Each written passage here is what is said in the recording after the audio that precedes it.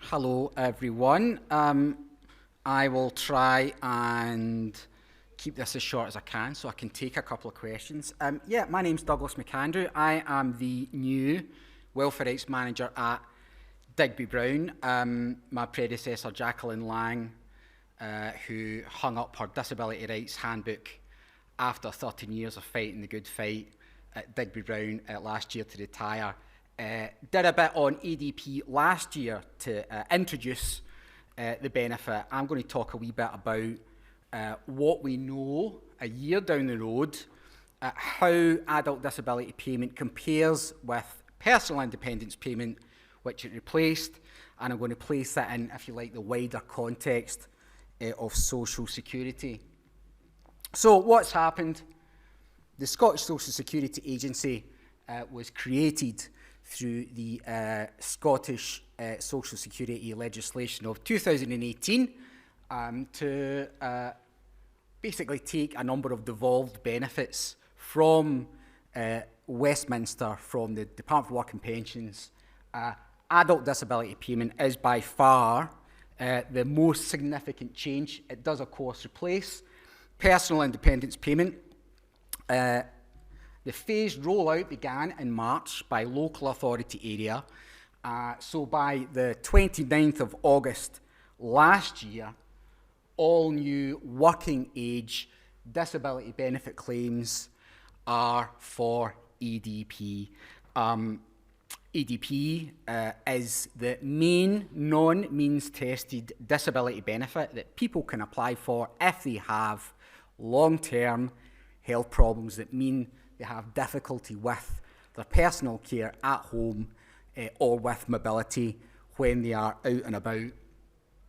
The child disability payment was launched in 2021. That replaces child disability allowance, and it's going to be followed by what they're calling the pension age disability payment, which will replace attendance allowance. That's currently planned for the autumn of next year. There is a migration process underway. I'll talk a wee bit more about that at the end, to move existing claims for disability living allowance and PIP over to the new EDP system. So what's actually changed? Here on the left, you'll not see this in detail, but we have here a list of so-called descriptors. These you'll see on a PIP decision. These are the scores that you get in your decision letter that basically establish what your claim is going to be. So this on the left is a list of scores for the first activity in personal independence payment, which details or describes difficulties preparing food. Essentially, the more difficulty you have with the task, then the higher the score you should get. On the right are the descriptors in Activity 1, food preparation for adult disability payment. Now, these are essentially, barring one or two wee changes in the wording, the same. So, under the law, adult disability payment and PIP are functionally identical. Interestingly, adult disability payment, the descriptors in EDP have taken account of certain bits of case law. So where PIP decisions have been challenged and where points of law have been debated, it's led to a change in the decision-making process, and some of these have been picked up by ADP. So what is the difference between these two benefits? If they both function in the same way, there's a daily living component and a mobility component, there's a standard rate and an enhanced rate, the scoring is the same. The point of difference is really around process. Now, the Scottish Social Security Agency, when they launched, published a charter, a Scottish Social Security Charter. Now, the headline is around treating people with dignity, fairness and respect. So the charter sets out, if you like, several goals.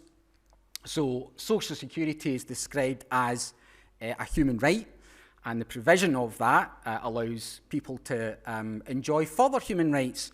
It's described as a tool to reduce poverty, in Scotland. There's been a huge amount of academic research by government, universities, and charities on how to create opportunities to lift people out of poverty.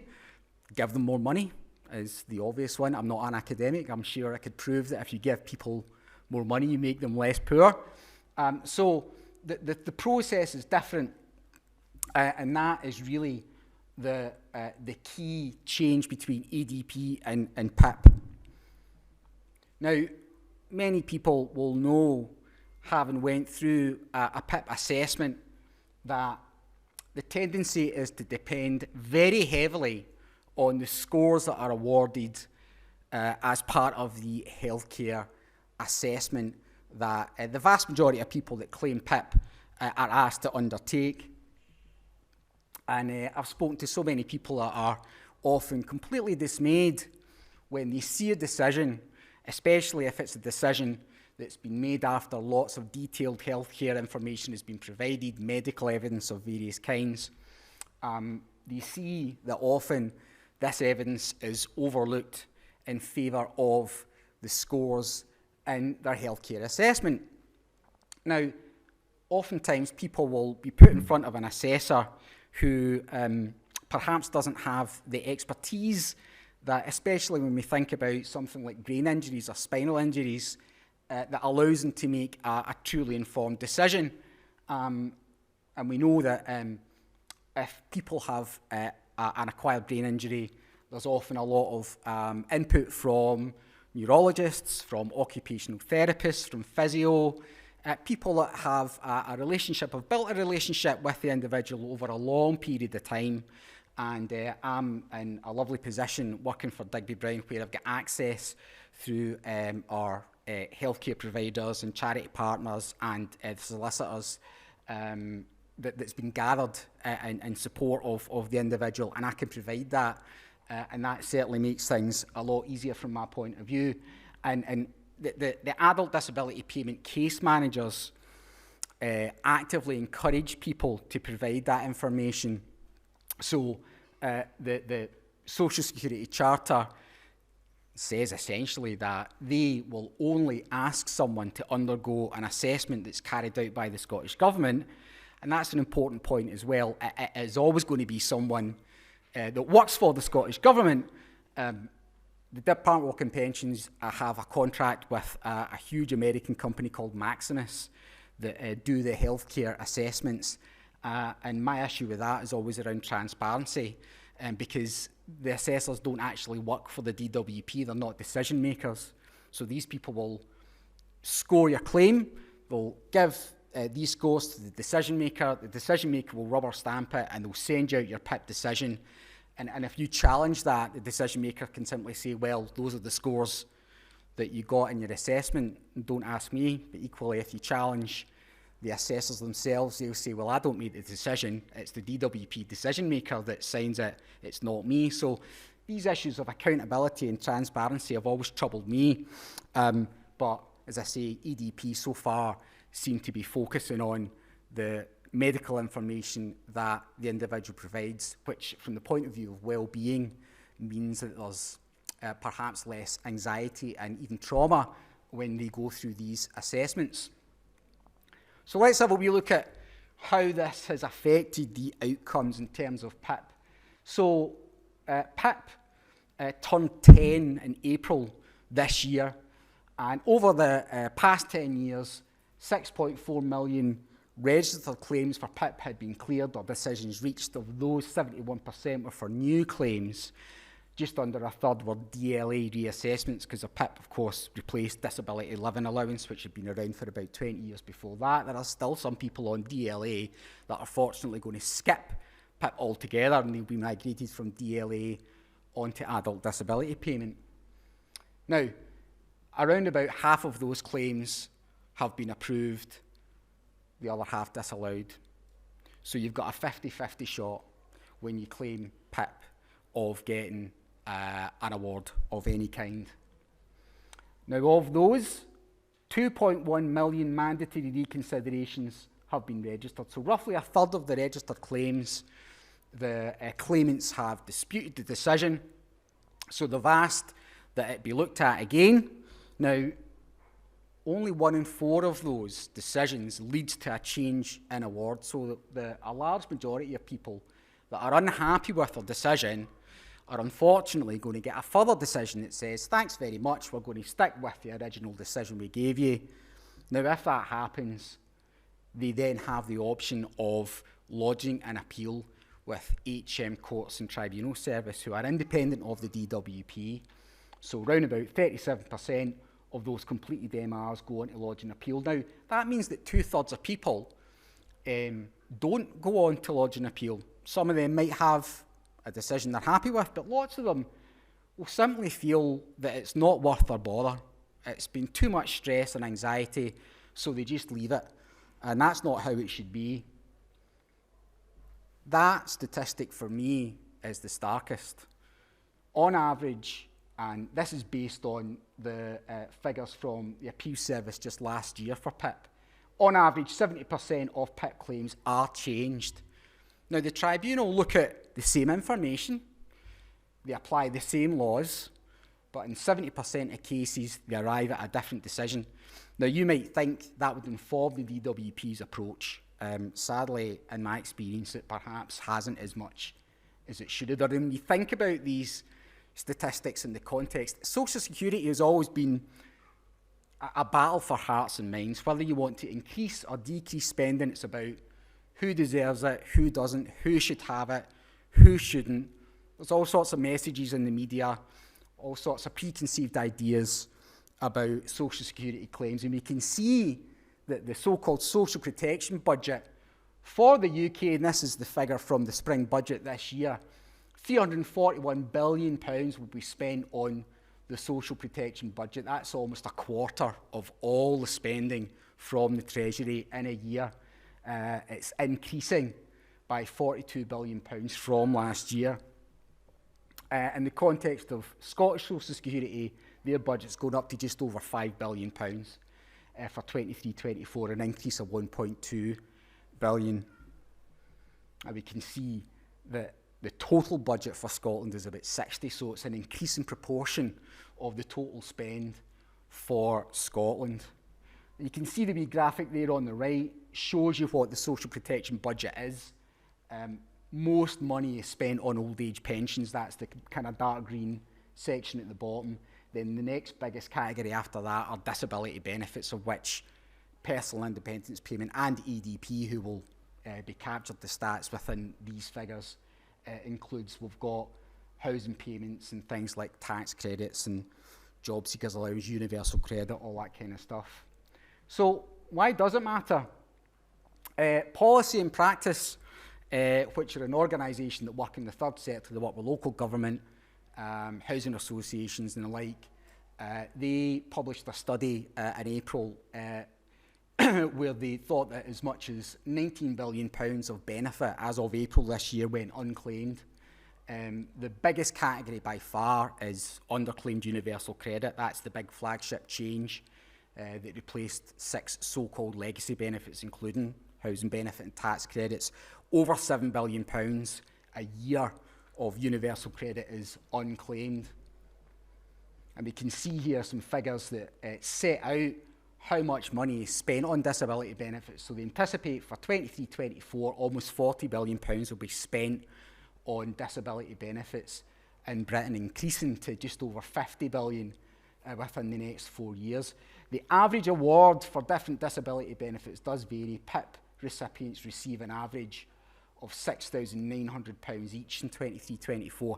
Based on the increases to benefits from last month, if someone is to get the enhanced rate of both the daily living and mobility component of ADP, it's worth over £12,500 of, again, non-means tested benefit. So regardless of your other financial circumstances, that is money that goes into your pocket. So let's go on to look at how adult disability payment compares to PIP. Scottish Government have released some statistics. They're going to do so every quarter. So from the 21st of March last year through to the end of January this year, a total of just over 35,000 EDP applications were made. And by the end of January, just under 20,000 of them had been processed.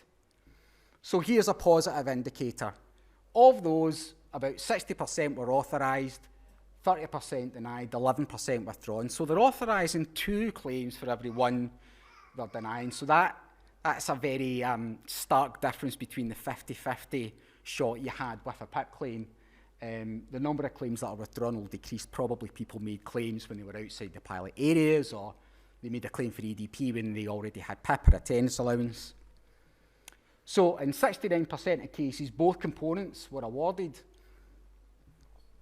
And the enhanced rate was given in 64% of daily living awards and 61% of mobility awards. So again, these figures compare favourably with PIP.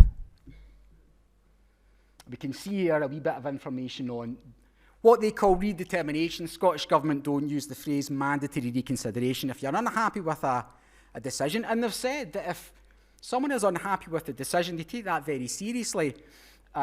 So 875 redeterminations have been requested, 435 have been completed, and we can see here 62% were allowed or partially allowed. So again, comparing that to the 37% of mandatory reconsiderations for PIP, many more people have a favourable outcome if they challenge their initial decision. There's a new Social Security tribunal chamber being set up for Scotland, but hardly any. I think only 20 cases have went there as of the end of January. Case law is quite an important bit of PIP because it informs how decisions are made. We'll need to keep a close eye on how that looks going forward. Biggest issue for me at the moment is processing time. BBC carried a story on this last week. The median processing time has risen to 79 days by the end of January. Some people are waiting 4, 5, 6 months. They're always very apologetic if you phone and chase. Case managers are getting about 2 out of 10 new claims every week. So there's an issue there with the backlog. I'm sure they're trying to take steps to address that because really that's too long for people to wait. So what happens next?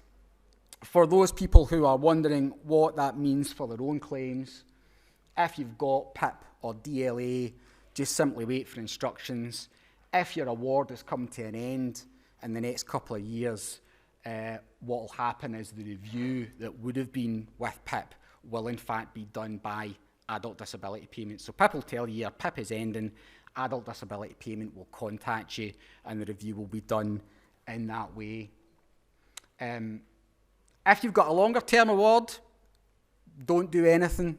If your needs haven't changed, at some point your PIP payment will simply become an adult disability payment claim. So I think when they're aiming to have this done by summer next year, I find these timescales often run for longer than anticipated. But if your needs do change and something has happened that means you feel that your level of need has increased, you can prompt PIP to migrate your claim over by simply calling PIP. They will then start a migration. So within 12 weeks, your PIP claim should become an adult disability payment claim. You then contact adult disability payment and they will do a review. As I say, longer term claims will be automatically migrated. And all planned reviews now will be under this new system. So nobody in Scotland will be going through a PIP review, which personally I think is a good thing. Social Security Scotland can be reached on 0800 182 2222. If you have any questions, they'll be happy to help. And if you do need help, do seek out welfare rights assistance. This policy and practice study found that a lot of people don't claim benefits because of the complexity of the process, because of the stigma attached, because of uncertainty over what they might be entitled to. So do try and seek out a welfare rights professional to get a wee hand with this. Because we know that people will have better outcomes if they do seek out help. I have rattled through all of that, and I think we'll still maybe get 5 minutes for questions before coffee and cake. So I get bonus points from Anne-Marie for that. So if anyone's got any questions. Any questions?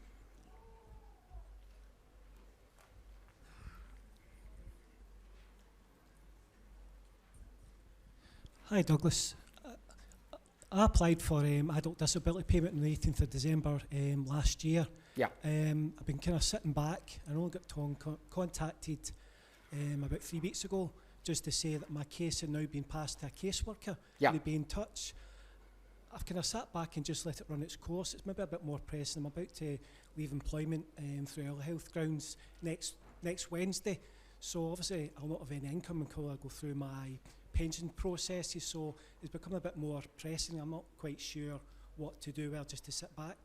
I don't think there's a great deal more that you can do other than just check in with them. This backlog will hopefully come down, but you know, just keep calling them. I had a client just last week that I applied for ADP for online on the 20th of December, and you know, he's still not got a decision. And there's not a great deal we can do about that, but there we go. Hopefully things will improve. Teething problems. Any further questions? Yep.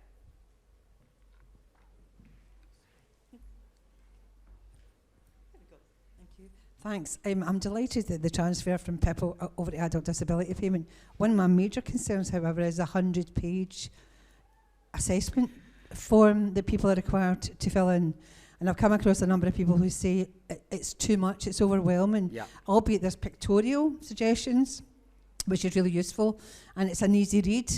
I think the fact that the application form itself almost looks like a book is really off-putting for a whole lot of people, and I'm struggling to convince people to actually make application because of that. That's a fair point. It's more than twice the size of a paper PIP form, and the pictures are quite useful, because I think they've probably had feedback from people to say that they don't often understand what they're being asked in a PIP claim, so the photographs are really useful, but on the other hand, it does mean that it's a wee bit intimidating, and if you're doing it online, it's similar. It's a lot to get through. It does break it all down, but it's all the more need, I think, to try and get support, to try and get over that kind of barrier. But people should be encouraged by the statistics. Make your claim, because so far it does seem as though there's a better chance you'll get a favourable outcome. That's great. Thanks very much, Douglas. I think that'll be us. Thank you. Thank you, everyone. Douglas.